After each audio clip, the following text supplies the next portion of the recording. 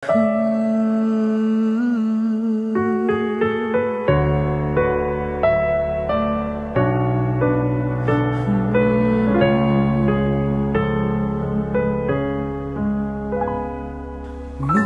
indah, cantik, berseri, kulit putih bersih, merahnya pipimu. Dia Aisyah, putri Abu Bakar, istri Rasulullah.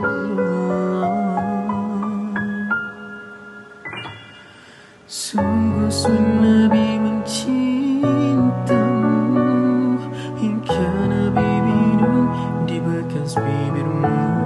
Bila marah, Nabi kan bermanja, mencuit hidungnya.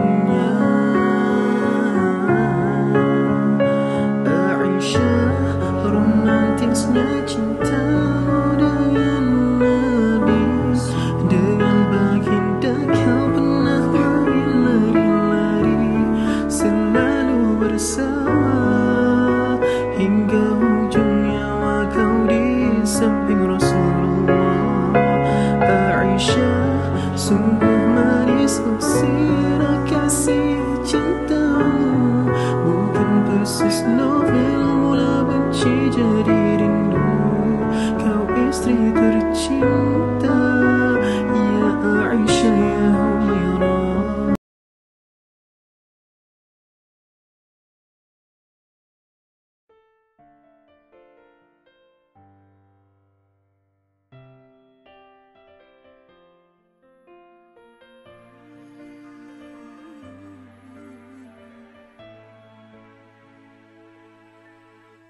ضياء منه القمر يستحي، كل النساء تود أن تكون مثلك يا عائشة بنت أبي بكر حبيب رسول الله، فازت بقلب خير المرسلين في العلم. Kepimpinan dan dakwah Ummul Mukminin Aisyah Humairah.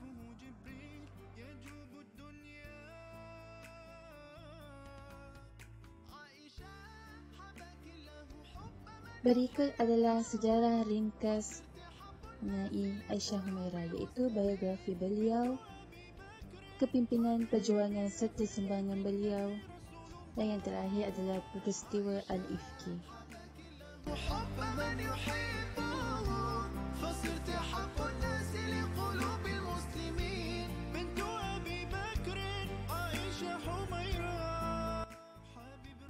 Biografi Ummul Mukminin Aisyah Humairah. Nama sebenar beliau adalah Aisyah binti Abu Bakar As-Siddiq. Bapanya bernama Abu Bakar As-Siddiq daripada Bani Taim, ibunya pula bernama Ummul Ruman daripada Bani Kinanah. Antara gelaran yang diberikan kepada beliau adalah As-Siddiqah, Ummul Mukminin dan Al-Humairah. Dan Rasulullah SAW lebih gemar menggelarnya sebagai bintu Siddiq. Dan beliau bernikah dengan Rasulullah SAW ketika berumur 6 tahun. Aisyah radhiyallahu anhuma memasuki Madrasah Nabawiyah ketika berusia 9 tahun. Lalu setelah tamat daripada madrasah tersebut, beliau menjadi pemuka pada zamannya. Pendek kata, beliau dijadikan sebagai rujukan bagi kaum muslimin ketika itu kerana ketinggian ilmunya yang sangat tinggi. Kepribadian akhlaknya antaranya adalah zuhud dan dermawan.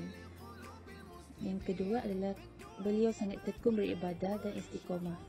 Dan yang terakhir adalah beliau sangat sabar dalam menghadapi ujian yang diberikan oleh Allah. Kewafatannya, Aisyah radhiyallahu anha meninggal dunia di kota Madinah pada tahun 57 Hijrah. Beliau telah dimakamkan di perkuburan Al-Baqi selepas solat witir pada bulan Ramadan. Kepimpinannya sudah menjadi kebiasaan Khulafa Ar-Rasyidin, di mana mereka selalu menjaga rumah beliau, bermesyuarat dengannya, bertanya berbagai persoalan dan menjadikan pendapatnya sebagai rujukan mereka. Aisyah radhiyallahu anha sebagai jambatan emas untuk menghubungkan antara kepentingan rakyat dan para pemimpinnya. Beliau memberi nasihat apabila ada kesalahan dalam periwayatan hadis yang diriwayatkan mereka atau sesuatu hukum yang mereka putuskan. ضياء منه القمر يستحي كل النساء تود أن تكون مثلك يا عائشة بنت أبي بكر حبيب رسول الله. Kepimpinan perjuangan dan sumbangan Ummul Mukminin Aisyah Walaupun Humairah. setelah kewafatan baginda sallallahu alaihi wasallam, rumahnya tetap dijadikan sebagai tempat persinggahan umat Islam dengan berbagai keperluan seperti belajar, meminta fatwa, meminta perlindungan atau sekadar ingin bertemu. Terbuktilah peranan beliau yang sangat penting untuk umat Islam ketika itu.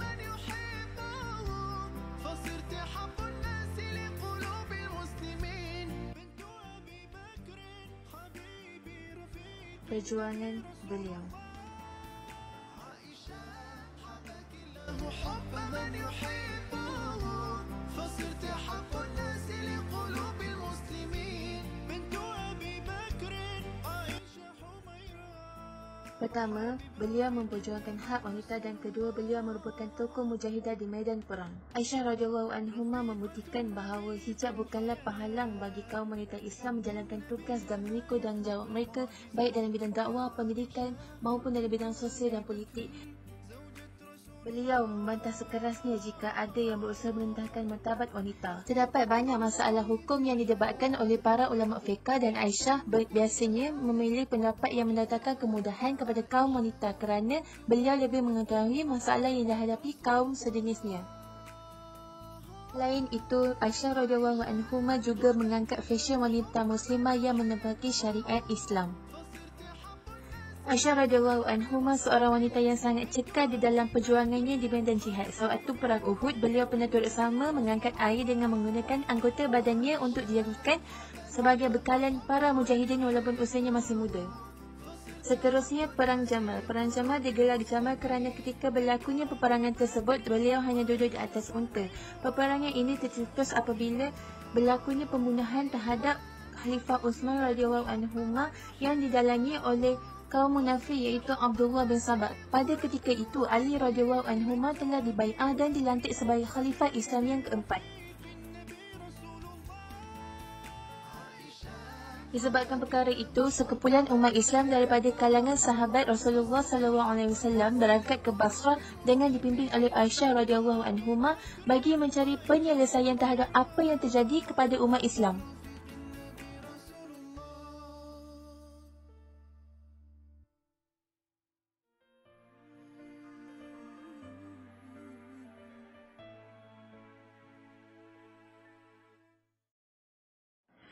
Aisyah radhiyallahu anhuma digelar sebagai tokoh ilmuwan tersohor kerana ketinggian ilmunya. Aisyah radhiyallahu anhuma tinggal di bilik yang berdekatan dengan Masjid Nabawi. Maka beliau memiliki wawasan dan keluasan ilmu dalam permasalahan agama sama ada daripada Al-Quran, hadis dan ilmu-ilmu fiqh. Antara ketokohan yang beliau telah sumbangkan kepada umat Islam adalah bidang tafsir, ilmu hadis, ilmu fiqh, ilmu sastra, ilmu perubatan dan pendidik.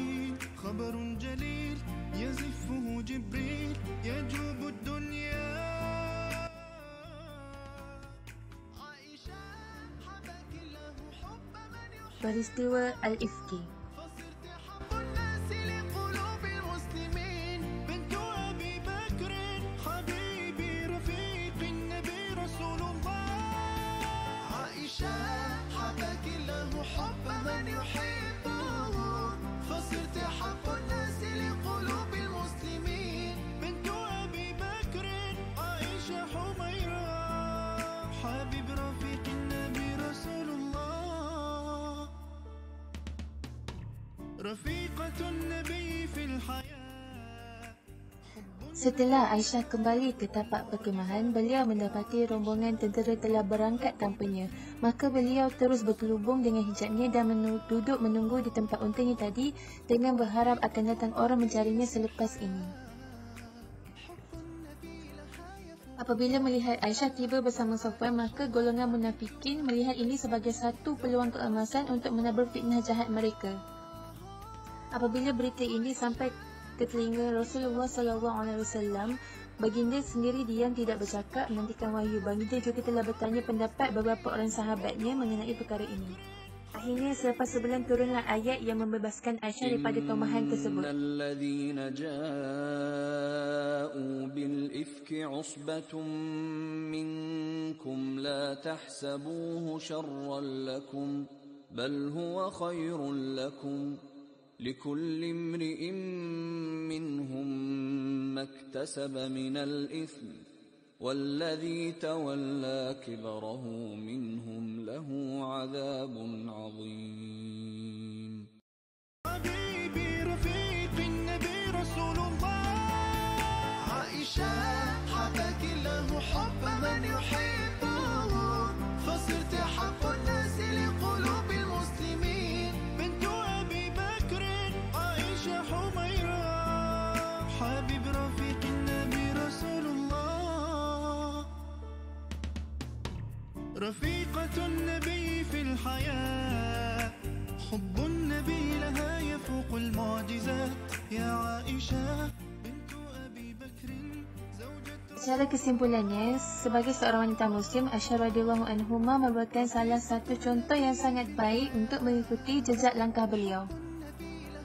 Tidak hairanlah beliau digelar sebagai Ummul Mukminin, iaitu ibu orang-orang beriman. Sekian, terima kasih.